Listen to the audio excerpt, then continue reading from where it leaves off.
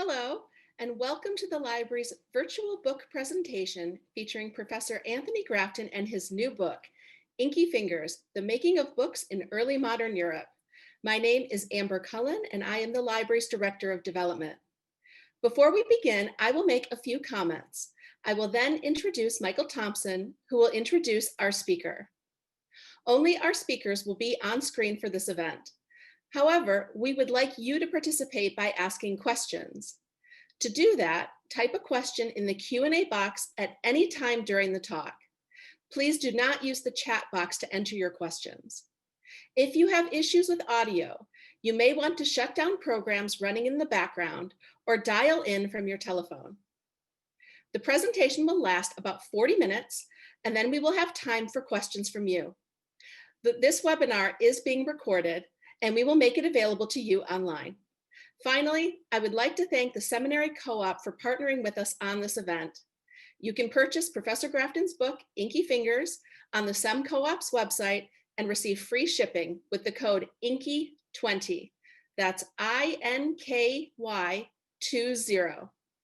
Now, I'm pleased to welcome Michael Thompson to introduce our featured speaker.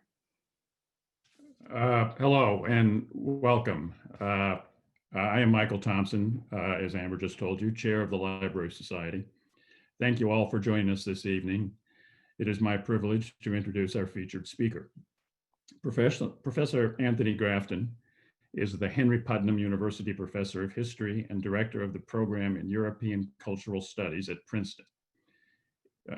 His special interests lie in the cultural history of Renaissance Europe, the history of books and readers, the history of scholarship and education in the West from antiquity to the 19th century, and the history of science from antiquity to the Renaissance. Professor Grafton graduated with his undergraduate and graduate degrees, including his PhD, from the University of Chicago. He is the author of 10 books and the co-author, editor, co-editor, or translator of 9 others. He's been the recipient of a Guggenheim Fellowship, the Los Angeles Times Book Prize, a 2002 Balzan Prize for the History of the Humanities, and the Mellon Foundation's Distinguished Achievement Award. In 2008, he received the Newberry Library Award, given annually by Chicago's own Newberry, to individuals or organizations who have made significant scholarly contributions to the humanities.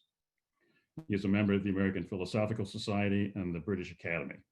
From 2011 to 2012, he served as president of the American Historical Association.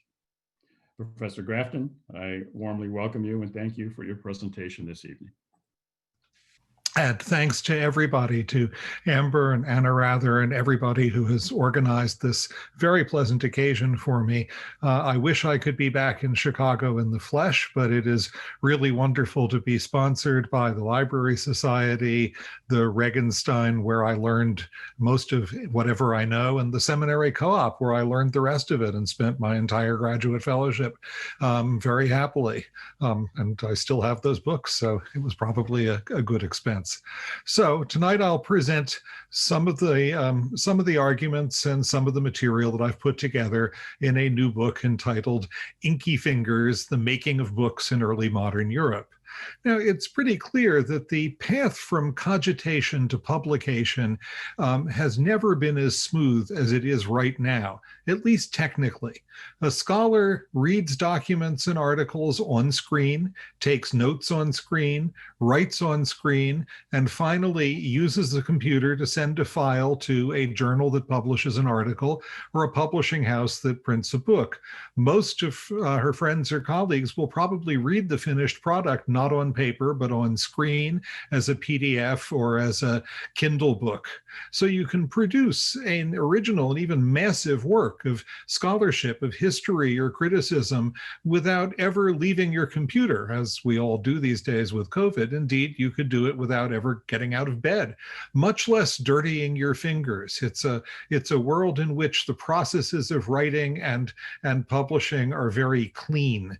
Now, what I look at in Inky Fingers is what the world of writing and scholarly writing was like when printing was the new technology, a revolutionary one in its own right, And every word of your notes or your text had to be either inscribed on paper by a pen or impressed on it by type in a hand press. Now, books and manuscripts bulged with information then as now, but the only way to make them or to tap them was very material, very embodied. It took work and it created mess. And I look in this book at a number of the kinds of mess that were created on the way to making books. So let's start with publication. One subject that's interested me for a long time is how books were actually put into their final shape. And I was inspired in this by a wonderful colleague, Robert Darnton, and another great scholar, Donald Mackenzie at Oxford, both of whom brilliantly reconstructed how books were printed in early modern Europe, how the presses were assigned, who worked on them. Bob Darnton brilliantly and famously was able to find in a print shop's records the name of the compositor, the typesetter, who had left an inky thumbprint on one page of a particular edition of Diderot's encyclopedia, the great 18th century encyclopedia.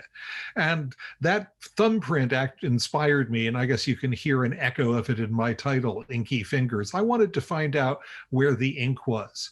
So the first people I looked at were not the compositors, not the typesetters, but the correctors, who were the learned people who hung about printing shops, specters, lean, shabby, ghostly, Bartlebys, but not scriveners like Bartlebys of the new print culture.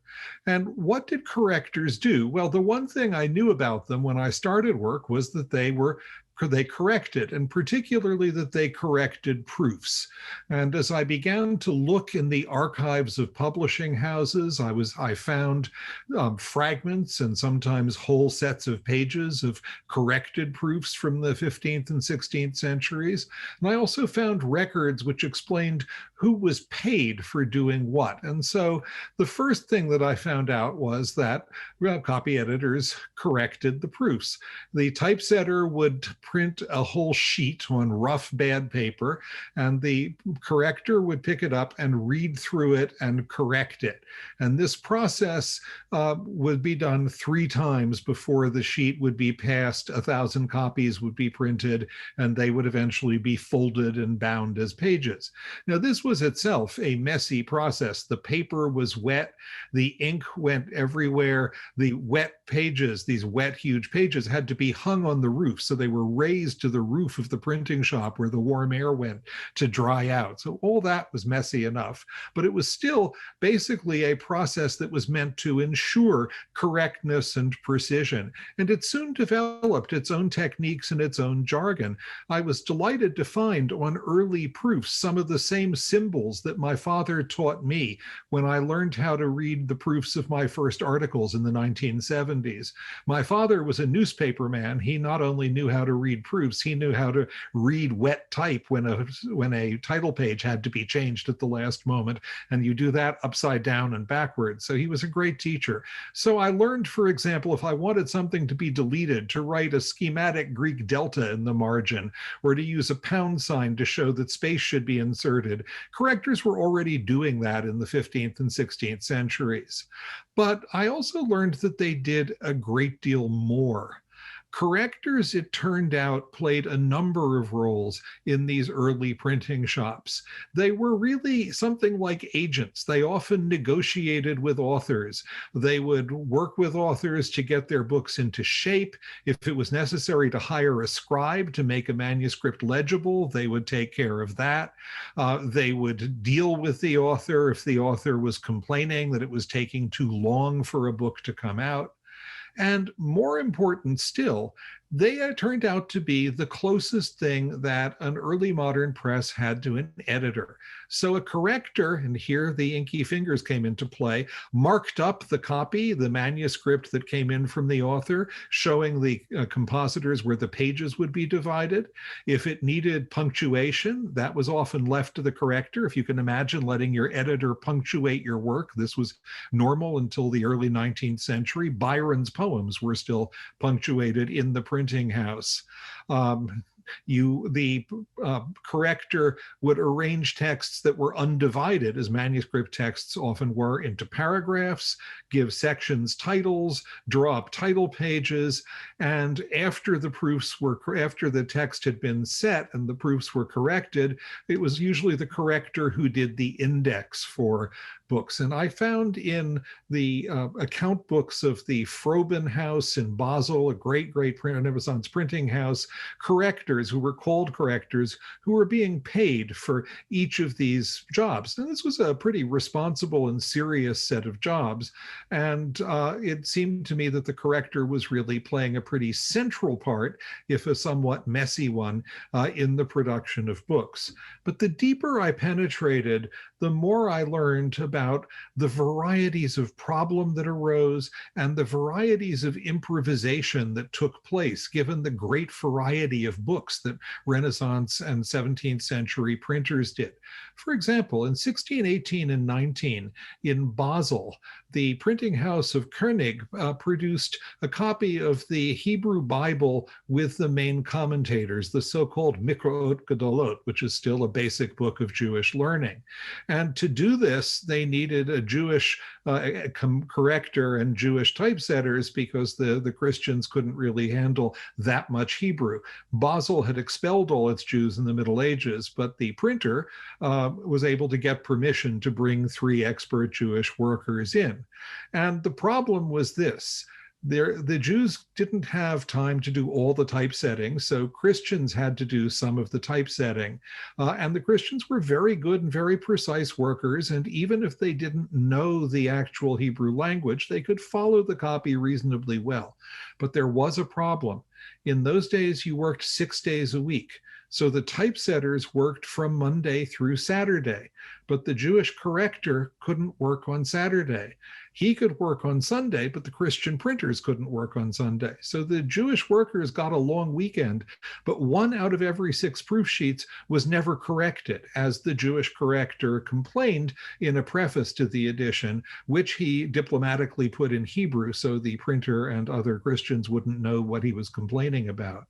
I think my favorite improvisation had to do with the fact that correction was always collaborative.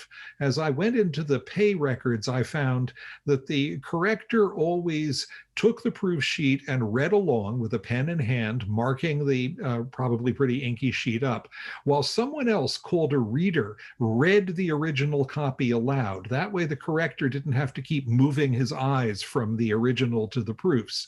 And the other person was called a reader, was younger than the corrector, and hoped after 6 months or a year of good and precise work to become a corrector himself. Well, it was long known as a kind of anecdote that Christopher Plantin, the greatest printer of the 16th century, whose shop in Antwerp is now a wonderful museum of early printing with a great archive, it was known that he had his daughters work as readers until they were 13 or 14, after which he thought it wasn't respectable anymore. And the story went that he actually taught them to read aloud copy, not just in Dutch and French, languages they spoke, but also in Latin, Greek, Hebrew, Arabic, and Aramaic. And this was often treated as obviously a sort of exaggeration. But in the Plantin archive, I found corrected proof sheets from a great edition of the Bible in several languages, Hebrew, Aramaic, Greek, Latin, that Plantin published in 1572 and 73. He had 2 great scholars working as correctors on this, Franciscus Raffalenghius, who became his son-in-law and a famous professor of Hebrew and Arabic in Leiden, and Benito Arias Montano, a great Spanish scholar who wound up as the librarian of the Escorial. And these 2, I began to see, exchanged notes to each other on the proofs in Hebrew, presumably so that Plantin, who knew Latin well, wouldn't know what they were saying to each other. And one of these notes is a little note from Arias Montano to Raffalenghius, and he says, "Would you please tell that girl to get here a little bit earlier and read to me, because she's coming late and it's a real problem." And in that note, in Hebrew, scribbled on a manuscript by a Catholic for a Protestant, both working together, we see that Plantin's daughter really was working as a reader. She really did know how to read Hebrew aloud, and she really was working on the book. So the corrector and the reader were often professionals, but sometimes they were just members of the household. Well, it's pretty clear that to be a serious corrector was an important matter. You really did a lot to determine the quality of an edition, not just by correcting the proofs, but by laying out the page, choosing the typeface, doing all the things that editors and some of the things that book designers do now. What also struck me, though, was that correctors didn't seem to reflect the importance of their role in their attitude, and they didn't seem to get a lot of respect from outsiders. Jeremiah Hornshoek, a German corrector who wrote the first handbook of how to correct, which actually has a list of the proofreading symbols that would be familiar to anybody who corrected proofs 20 or 30 years ago, admitted that he had only taken up the trade to avoid having to be a private tutor, which he thought was even worse. Most of my colleagues, he said, if they could, they'd be off from this sweatshop like a shot to earn their living by their intelligence and learning, not their hands. So what did it mean that a corrector was working with his hands? Of course, it did mean that he was working with pen and ink. But it also turned out to mean more. As I looked into the pay records in the Froben House, Plantin House, and others, I discovered that correctors, though most of them were people who had some education and hadn't managed to get a university job or didn't have inherited money, some of them were actually workmen, compositors who presumably were pretty accurate, and that those compositors would sometimes move into correcting, correct a book or two, and then go back to being a compositor. Now, there was a good reason to go back to being a compositor. A good typesetter was actually better paid than a corrector. And here I began to see some of the sorrow of being an inky-fingered corrector.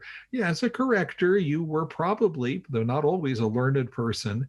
Your name always appeared first on the pay list, but you didn't necessarily get the highest pay, and you often didn't get a lot of respect. People felt sorry for you because you were working as a corrector rather than being a professor or a minister or the head of an important school. You were more or less grouped in with people who worked with their hands. Sometimes this could be a little bit funny. There was a scholar called Theodor Pullman who corrected texts and worked as an editor for Plantin, but also earned his living as a fuller, a cloth finisher. And he signed the preface to a book he edited for Plantin, "Farewell, reader, from my museo gnafeu," from my study and cloth finishing workshop. Joseph Scaliger, the great scholar I worked on who thought he was an aristocrat, owned a copy of this book, and he writes in the margin, "Farewell then, fuller," which he writes in Greek, gnafeu, and you just feel the contempt. So correctors were not only inky-handed by work, they were lumped in with the inky-handed workmen. One of the best documents I found was called the Concordia, and it's a document that the correctors compiled in the Plantin House in the 17th century, and it's full of gossip. I heard from the Venerable de Klein, and Hieronymus de Bravo heard from van der Weyden that we correctors used to get a raise in salary when we'd been here 2 years. Noyen and the aforesaid de Klein heard this often. Others would recall the names of colleagues who'd been wrongfully dismissed. And sometimes in the pay records, you'd see someone working as a corrector for 5 or 10 years, getting his salary every week, and then suddenly the list of payments would break off with a note just saying, he became angry and left. It's like the end of The Doll's House when Nora slams the door and leaves. So it's clear that being a corrector was an important job, but not a job that gave great social or economic rewards. And that seemed clear enough. Excuse me. And yet at the same time, it turns out that the work of correctors could have dramatic intellectual effects. And I'll just give you two very modest examples. The first comes from the life and the work as a scholar of Desiderius Erasmus. And Erasmus, as many of you probably know, lived much of the second half of his life in the house of his favorite publisher, Froben, in Basel, and worked for him editing texts, including a New Testament, not only in Latin, but with a Greek text, the first one actually to be published. Erasmus was a very conservative textual critic as a young man. He didn't believe that scholars should try to correct what they found in manuscripts of the classics or the fathers of the church. They should simply print those, and he dismissed efforts to correct those texts as divination, a sort of wild conjecture that he disapproved of. And he writes a number of essays about how he disapproves of it. Well, in 1516, he found himself living in Froben's house in Basel, actually working with Froben's correctors to edit really difficult texts, to edit the philosophical works of Seneca, the great Roman Stoic, and to edit the works of St. Jerome, a great scholarly father of the church, whose work was often used very difficult words and strange references. And as he worked on these, he discovered that it simply wasn't possible to publish a text without correcting it, even if you had no evidence in the manuscripts about what the true reading should be. If you could see that the manuscript was false, you had to do something. He started appealing to friends for help. He started admitting in his notes to the texts that he had made changes. And eventually, he began to find that this was actually good and necessary. So you see him in 1516 in the edition of Seneca saying in the blurb in the title page, "I've emended Seneca's moral works, and now he'll amend you now that he's in good shape." By the end of the 1520s, he was bragging about how clever his conjectures were.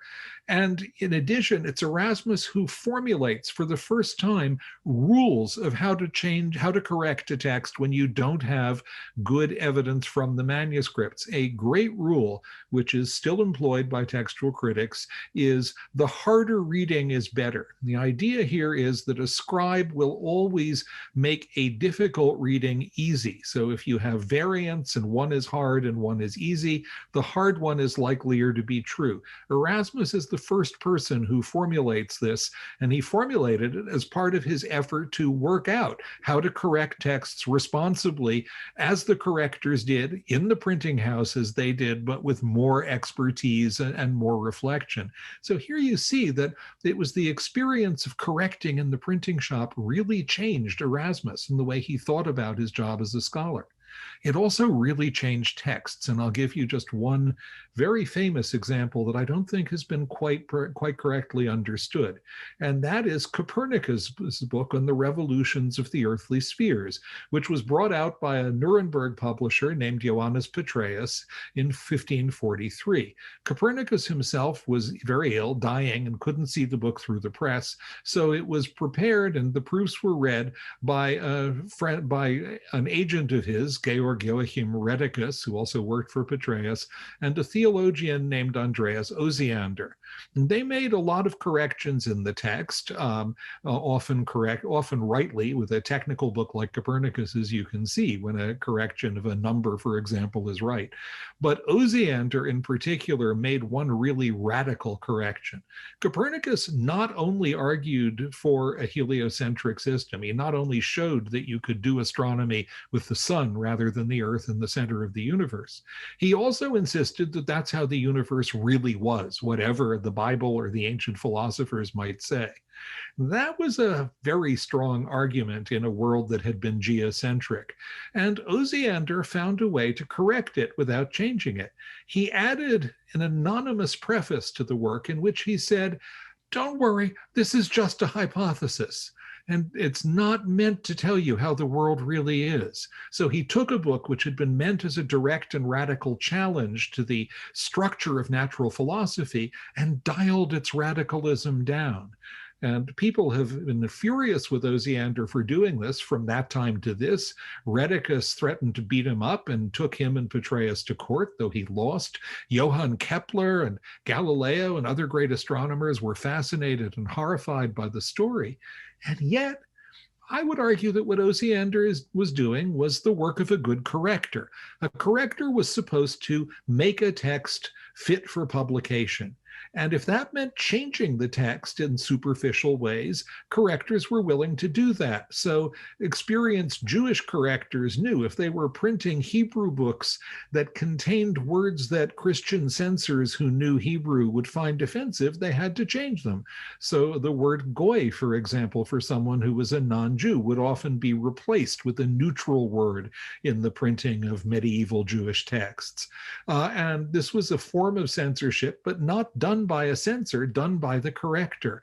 And I would argue that that's what Osiander was doing, and moreover, that it was a very judicious act. Copernicus's work was outrageous. Theologians denounced it, from Martin Luther and the papal theologian at the same time on. But the book was never censored and taken off the market. Owen Gingerich, who's a very good historian of both books and astronomy, did something which nobody had ever thought of doing. He looked at every copy of Copernicus, of the first edition of 1543 and the second one of 1566. What he found was almost none of them were marked up by censors, and many of them showed signs that they were read very carefully. Copernicus's book became the book from which serious astronomers learned how to do astronomy. So Osiander made that possible. He made what could have been a dangerous book that would have been censored and made very hard to use into a book that could find a market and find readers. And in that case, I would argue the inky fingers of the corrector did a great service, not just to the text, but to humanity. So from printing and publishing, let's go to reading and writing and composing. This reading in the early modern period was the basis of writing. Books held the secrets of knowledge. Willie Sutton, when he was asked why he robbed banks, said that's where the money is. In the 16th and 17th century, you went to libraries and bookshops because that's where knowledge was. That reading was the key to the kingdom of knowledge. And reading, moreover, was typically done in a way very different from, I think, the way most of us now go about our reading, at least the way I go about my reading. Much of it is on screen. I read for a bit, and then I think, gee, I should check my email. Then I go back and I read for a bit, maybe a paragraph, and I think, gee, I should check my social media. Then I read for a bit. And I'm reading on screen, which means I'm really skimming along the surface of the text. Now, take Isaac Casselball, a great Protestant Huguenot scholar from Geneva. Casaubon read every day, and he recorded his reading in his diary.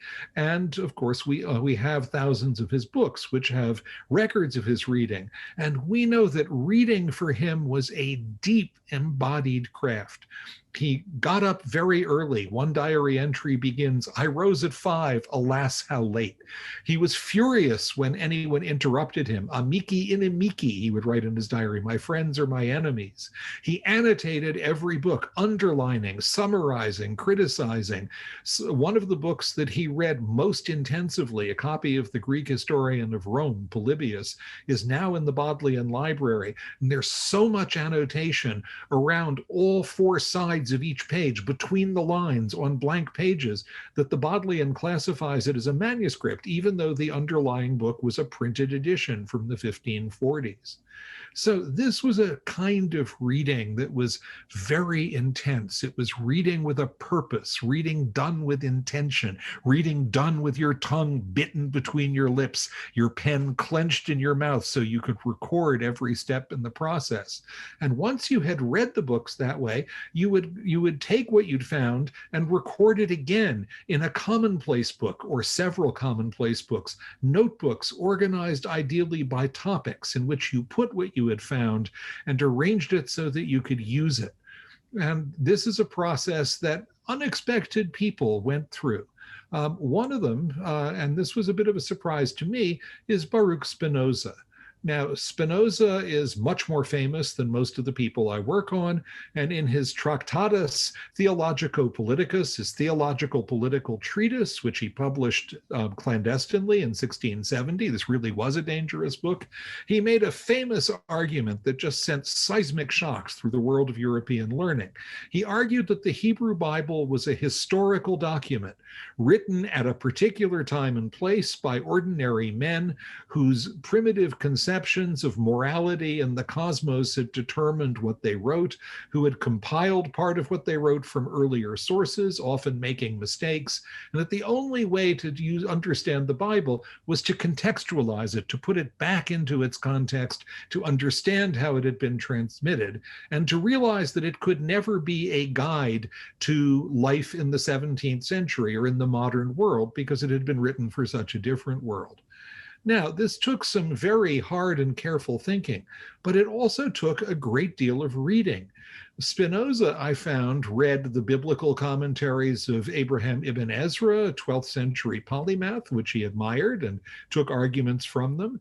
He read an introduction to one of the great Venice editions of the Hebrew Bible by a 16th century Jewish scholar named Jacob ben Chaim, whom he despised, but from whom he took lots of bits of technical information.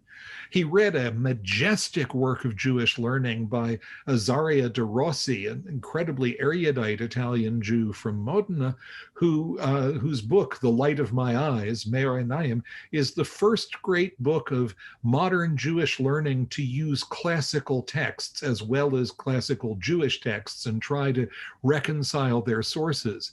Spinoza uses all of these materials. He couldn't have written his Tractatus without them. He doesn't always use them critically. He takes from Soferim, which is a non-canonical tractate from the Talmud. There are references there to 3 manuscripts of the Torah that were kept in the temple in Jerusalem.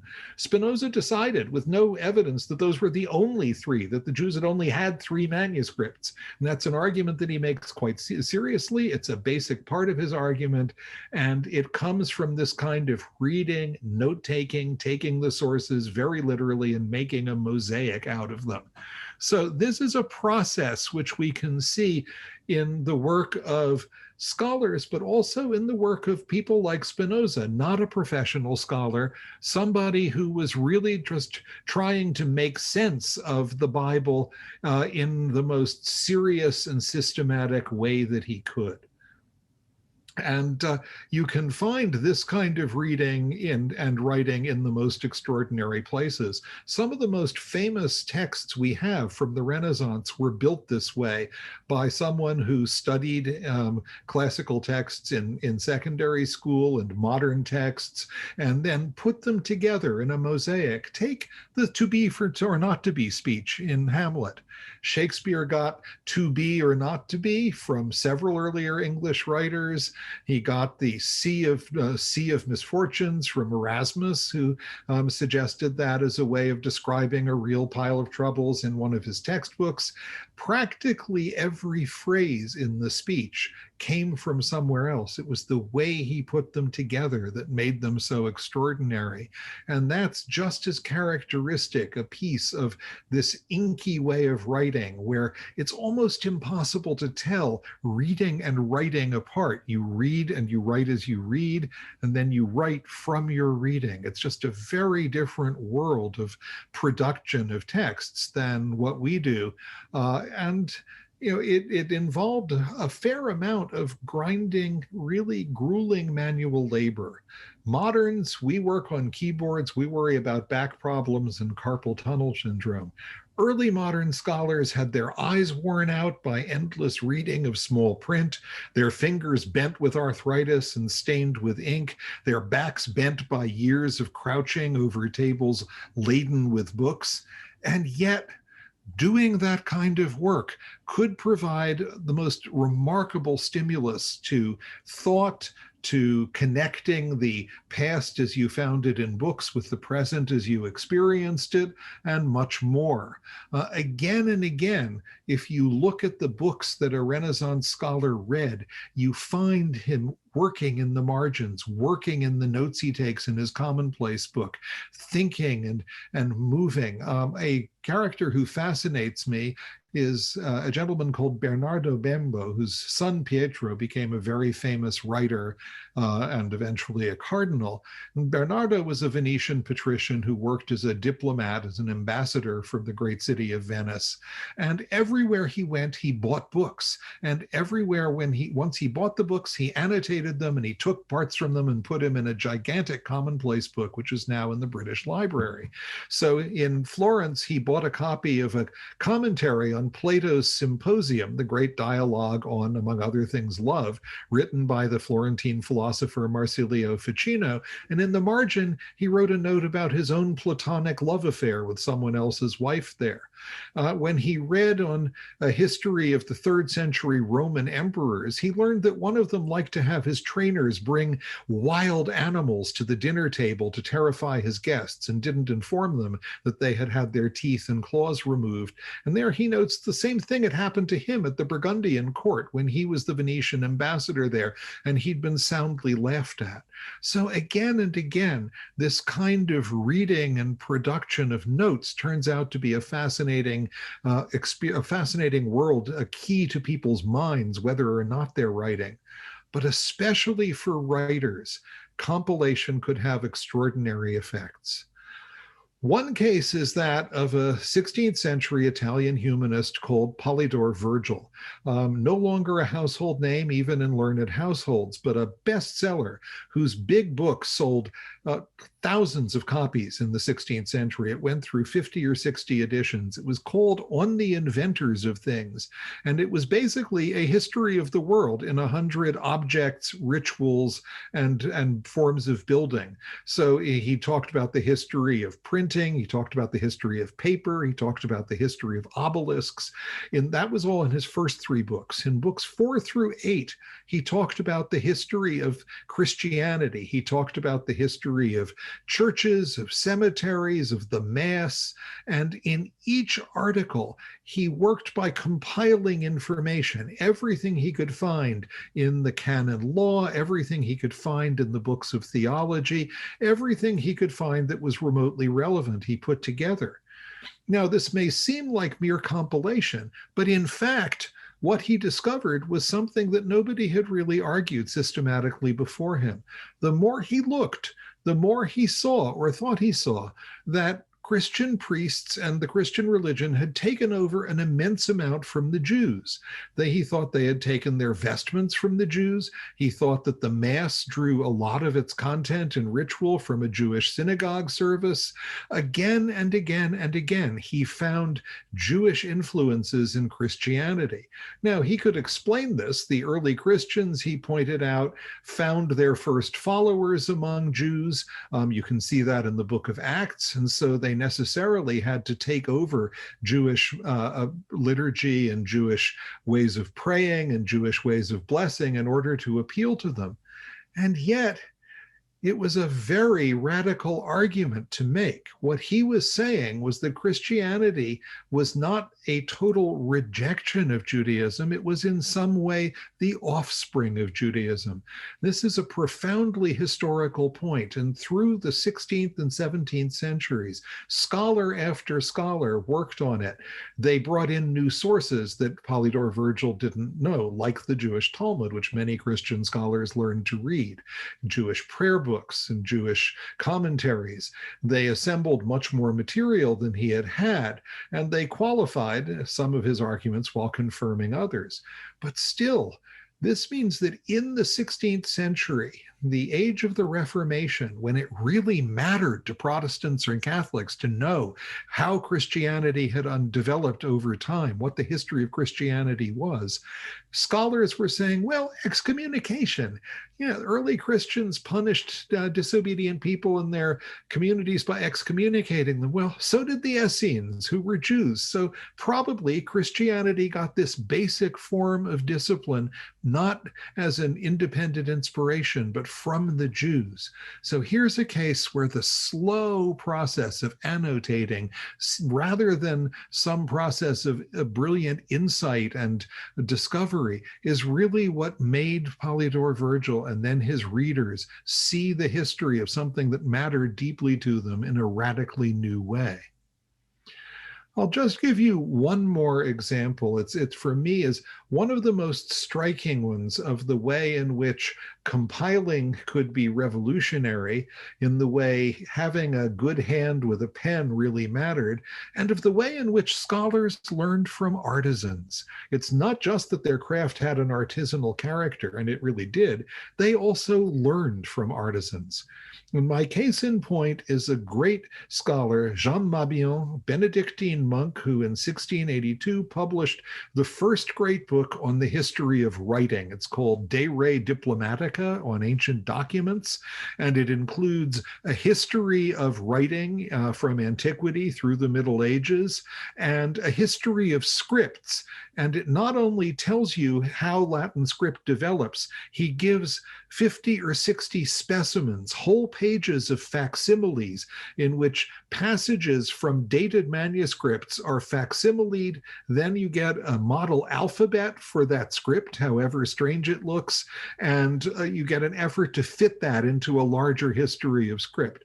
Now, this is happening in the 1670s and 80s, and it's very tempting to connect what Mabillon did with the new science of the same period. Think of someone like Robert Hooke, who in his magnificent Micrographia fills a book with images of what the new world that he saw by turning a microscope on hairs and blades of dust and bookworms.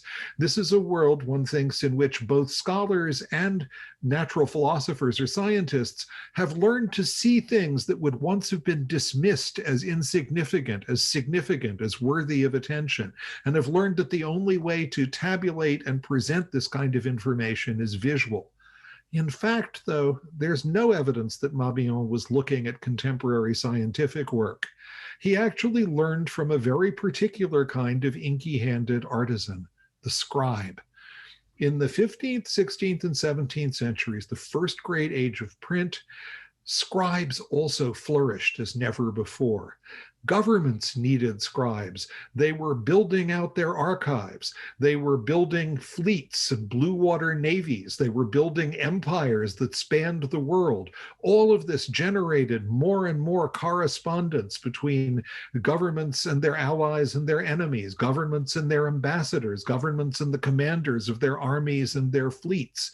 And kings became readers and initialers of endless documents. King Philip II used to come into meetings of his advisors like a 16th century Joe McCarthy waving a piece of paper which he hadn't read and claiming to know what was on it. He became known as the paper king.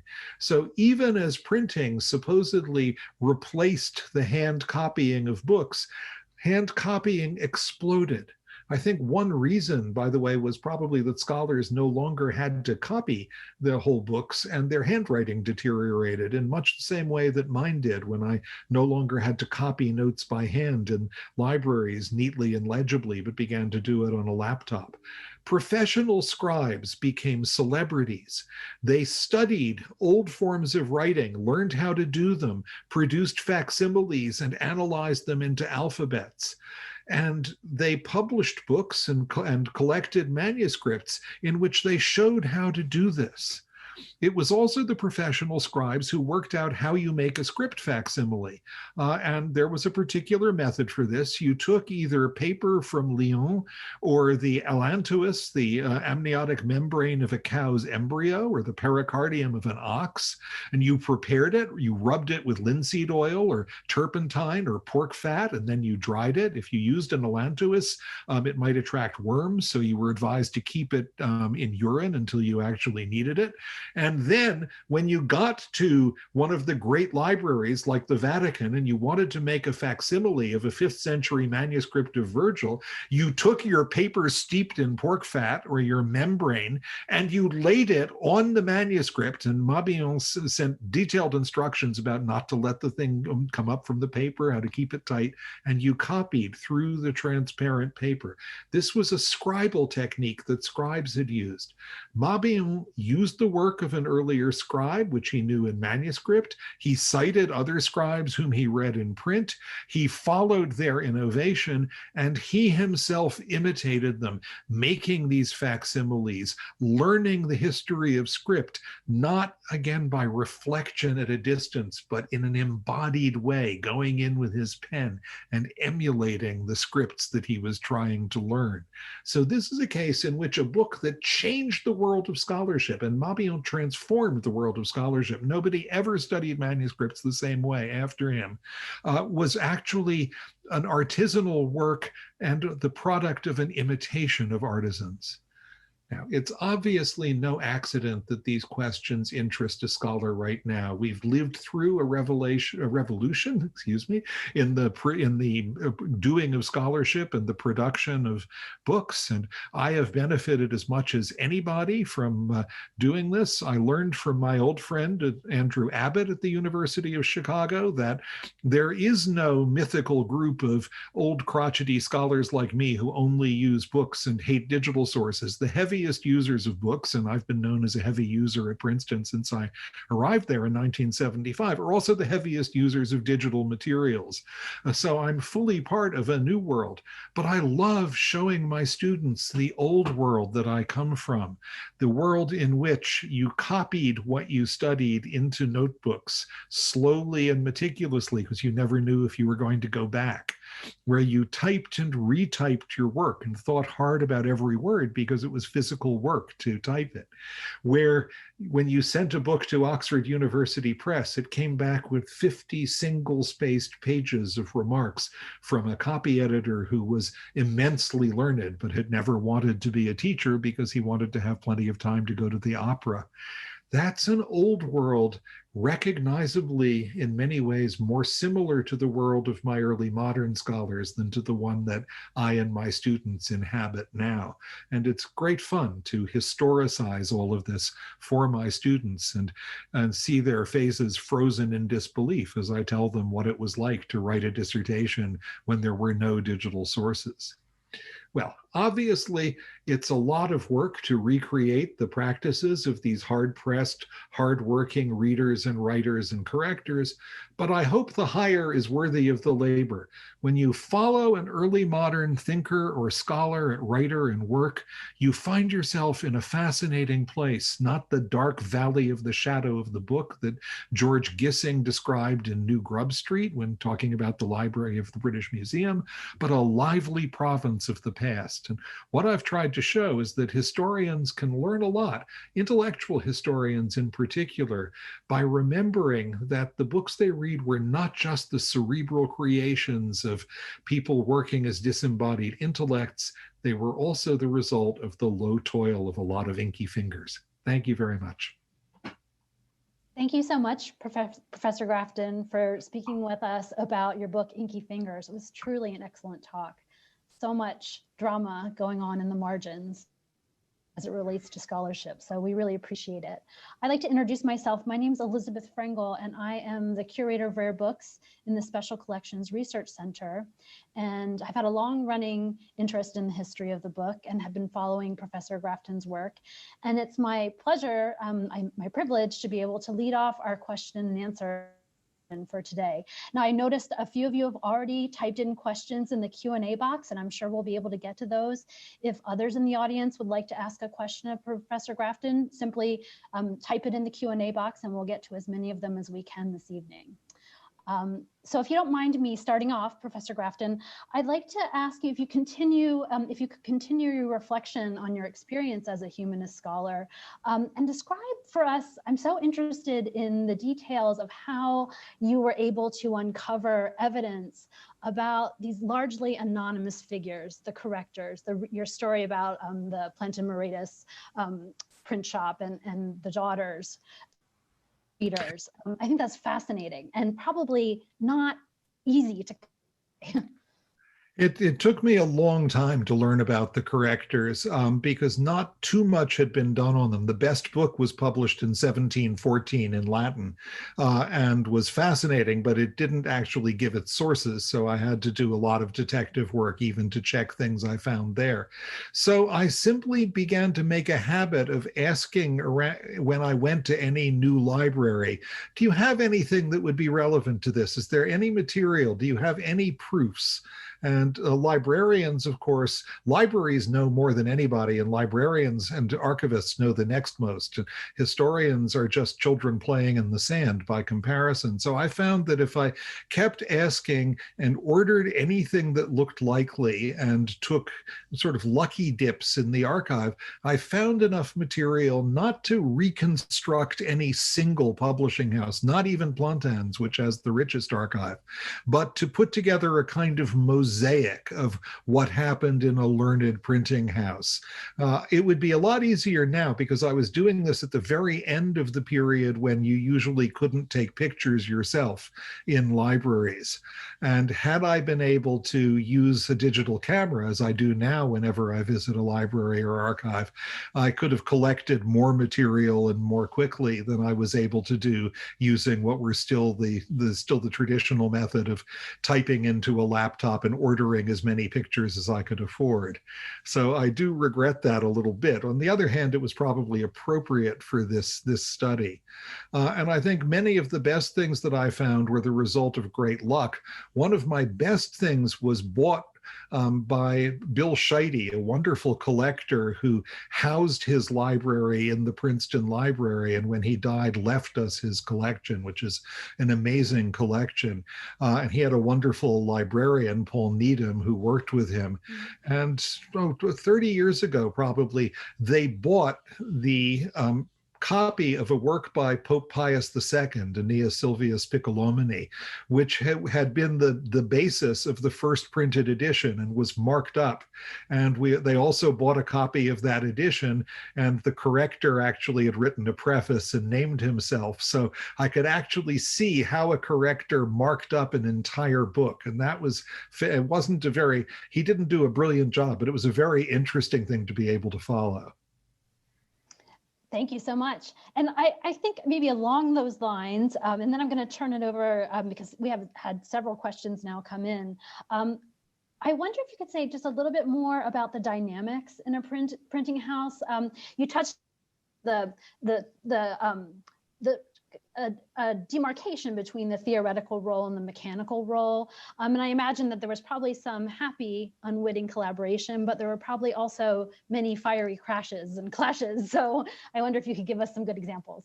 Well, there were tremendous quarrels, especially when the book fairs were approaching, because you really wanted to get your books finished for the book fairs when you could trade them with other printers, and the whole distribution system depended on that. So yes, there's a wonderful autobiography of a Swiss printer named Thomas Platter, who printed John Calvin's Institutes of the Christian Religion. And Platter was a printer for many years, and he describes one year when the Leipzig fair was coming up, and he and his partner and their workmen were working till midnight every night and eating over their work and dropping things on it and desperate. And he turned at one point, and there was his partner with a big plank about to hit him with it. And he decks the partner with a punch. I used to work in theater, and I remember that in Tech Week, just before a play went up, you would find yourself having ferocious quarrels with people you worked with well and really liked. And I think the printing shop often had some of that character, in addition to the social edge that took, that was clearly there when correctors were correcting people of higher social class. That's good. Thank you so much. I'm going to turn it over to take some questions that have come in through the Q&A.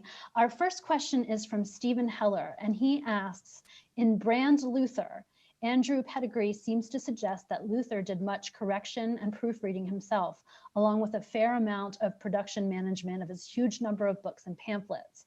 Were you able to examine the records of any of Luther's Wittenberg printers, or have all those records disappeared? I wasn't able to use any of Luther's, any of the records of those printers, and I couldn't actually find more than fragments of them represented. And this was a great pity because, as Pedigree shows, Luther really took printing immensely seriously. He thought it was a providential gift, which had made it possible for him to tell the truth about Christianity for the first time, and had made it impossible for the Catholic Church to squelch him as it had squelched earlier dissidents like John Huss. And so to that extent, he really felt that printing was absolutely vital. And I think Pedigree makes a good case that Luther's printers gave his books a kind of local style, so you could see that these were Wittenberg books. But he was always angry about his printers, and he really didn't like the correctors. He said all they wanted was tips for doing their work. He tended to think that they weren't as hardworking as he was, which is probably actually true. It is likely that Luther would have read proofs, at least on first editions of books and on really revised editions. If you were in the same city with your printer, he would probably either have you come to the house and read a proof, or send you a proof by messenger. You would correct it and send it back during the day. So it is quite likely that Luther was able to do a fair amount of proofreading for himself. But beyond that, and beyond some stray references, I wasn't able to find enough to give me a chapter, which I would have welcomed if I could have found it. Thank you. Now, Jim Hansen asks, anybody who thinks about the history of printing realizes there's a class structure, a difference between the status of the compositors and the pressmen. You mentioned correctors made less than compositors. Did they make more than pressmen? Thank you. So the compositors are the ones who actually set the type, which is very skilled work. And the pressmen were the ones who printed off the sheets, which was skilled work, but less skilled. And in the records I've seen, the pressmen made less than the correctors. And it was really the compositors that the correctors seem to have measured themselves with. They didn't like being lumped in with compositors, being seen as the same kind of worker. You don't get them mentioning pressmen. I also found a fair number of compositors who corrected, and actually it is probable that the very first sheet that was pulled was a kind of very rough proof that the compositor corrected himself before the second one would actually go to the corrector. So they probably often had a certain amount of proofing experience. Pressmen wouldn't have. They wouldn't have been used. The pressman's work did not involve worrying about the wording of texts, the spacing of texts, the use of the proper typeface in the proper place, italics where there should be italics, Gothic where there should be Gothic. So the pressman really wouldn't have relevant skills, whereas a corrector did. And my father always said that working in an old-fashioned newspaper, he was the editorial page editor of the New York Post when the Post was a great newspaper in the 40s. He worked regularly with the people who set the type on the big machines, and he knew them. They taught him enough of their craft that all that he needed to know in order to correct. And so there was a kind of bond. Yet at the same time, they were always yelling at each other, particularly when something had to be changed at the last moment. And given that he was editing through the Depression and the Second World War, you can imagine that that happened fairly often. So I think that this relationship simultaneously, this certain similarity of competence, but also a distance is what you'd probably expect. If a pressman had to have technical knowledge, it was particularly of ink, because inking was the thing, was one of the processes that made hand press publishing possible. You had to be able to make an ink that would apply to the characters and then transfer to the paper. And there was always a lot of drippage and a lot of soaking in at the edges. If you look microscopically at early books, you can see this very clearly, and there's been some work on this lately. So that was really the area that a pressman had to be expert in, and that was just a different, I think, a different body of techniques, skills, and materials. Thank you.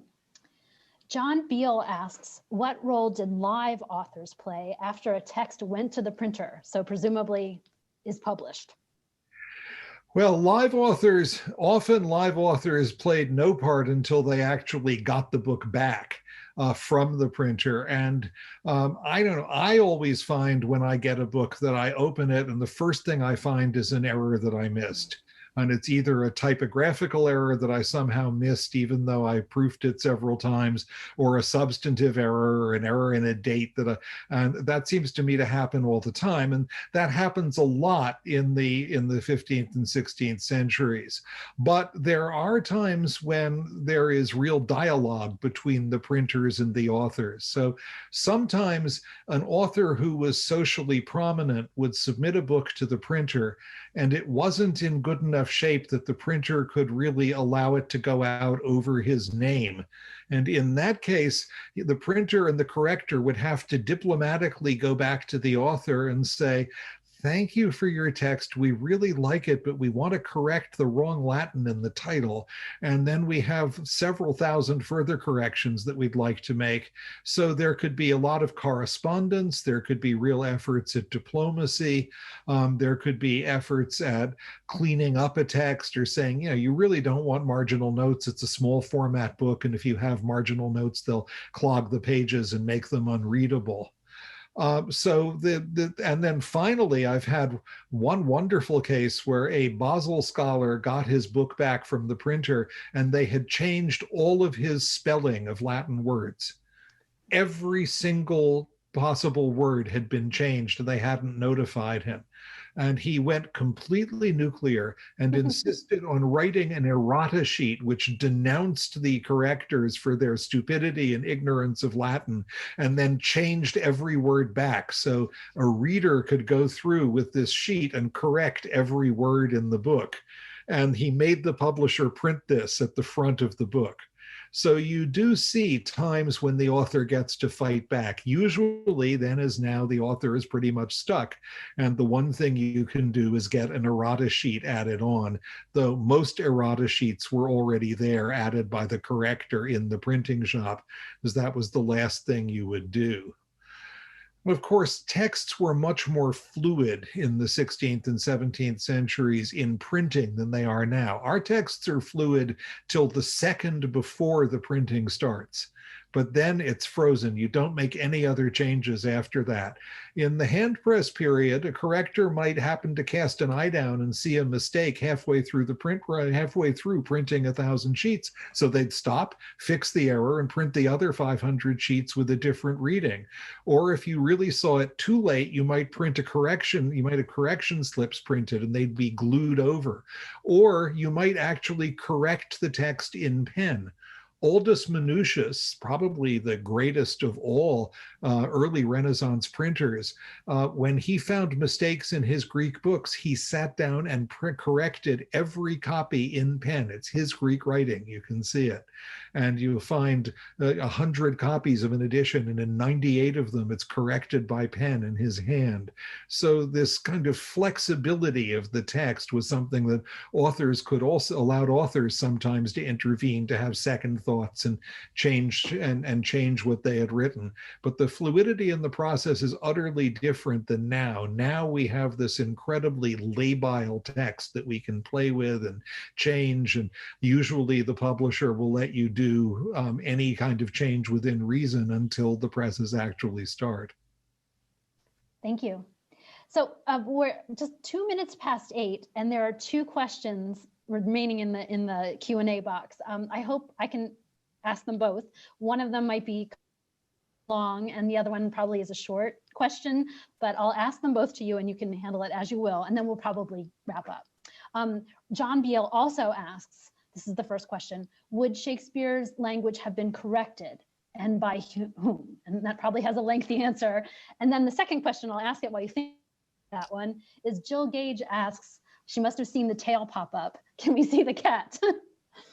Okay, great question. So Shakespeare's language would certainly have been corrected for the first folio, because that's a big addition and it's meant to make him canonical. It doesn't mean that it's terribly accurately printed. And this copy that's just been discovered in Philadelphia, which the discoverers think may be Milton's copy with Milton's own annotations, points out a lot of textual fluffs. But Shakespeare's early printed things were quartos that were cheaply printed, partly just for the use of the actors in the playhouse, and those are very roughly printed. That's the kind of book, cheap pamphlet, where the printer probably wouldn't have invested in correcting, and where it's quite likely that the only correcting was done by the compositor. Shakespeare himself, like many Elizabethan authors, seems to have been much more interested in his work's use in performance and in manuscript circulation as poetry, and this was perfectly normal. Unfortunately, the cat has decided, my cat is a Zoom star and he loves Zoom. He always wants to see whom I'm talking to, but he has disappeared. His name is Athanasius. He's named after Athanasius Kircher, the Jesuit polymath, and I like to think he's the last cat who knew anything. But instead of the cat, I'll show you just a piece of laborious reader's equipment. This is my book wheel. This is a Ferris wheel for books. It's built by a design from the late 16th century, and it was built for an exhibit I curated many years ago. And as you see, it's a little bit laborious to turn it around, but I use it, as some of the people I work on probably did. And I keep my big dictionaries on it, my dictionaries of Latin and Greek and Hebrew, and my Oxford Classical Dictionary. And I like to, all of them are online, but I'd rather turn around and consult the printed text. I feel I read it better, and it also breaks up the process of writing in a way that I like. So if I could show you Athanasius, I would, but he's very much his own cat, and he has decided that I'm boring him and he wants to be off. Well, that is such a nice way to end. This was such an enjoyable evening. Thank you so much, Grafton, for talking with us about Inky Fingers. And also, I would like to thank the audience for joining us, and also thank the Seminary Co-op for partnering with us for the event. And just a cue to remind you all too that the book is available 20% discount by using the code Inky20. INKY20. Thank you so much, everyone. Good night. Thanks so much. Good night.